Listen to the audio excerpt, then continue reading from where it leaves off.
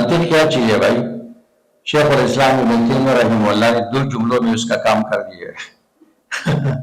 کہتے ہیں لا يحتاج الیہ ذکی ولا یستفید منہ الغبی، ذہین آدمی کو اس کی ضرورت نہیں ہے، اور جو غبی ہے وہ اس سے عقل مند نہیں بنتا ہے، بلکہ اصل عقل سے آپ کو نکال کر اصطلاحات میں پھنسا دیتا ہے۔ رشید احمد گنگوہی سے فرماتے فن خبیث ہے، فن خبیث۔ اور یہ جو رشید احمد گنگوہی صاحب نے اپنے مدرسے میں منطق پڑھانے کی اجازت نہیں دی، نہیں پڑھو، نہ پڑھو نہ پڑھاؤ،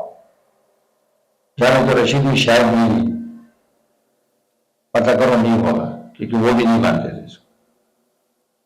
یہ وہ لوگ تھے جنہوں نے مکمل پڑھی تھی اور حقیقت سے واقف تھے، تب اس کو ٹھکرایا نا۔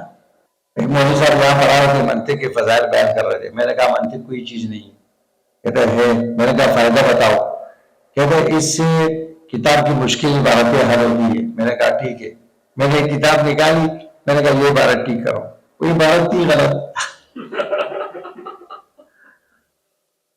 وہ حیران ہو گیا، میں نے کہا یہ عبارت ٹھیک کر کے بتاؤ، میں آپ کو انعام دے دوں گا۔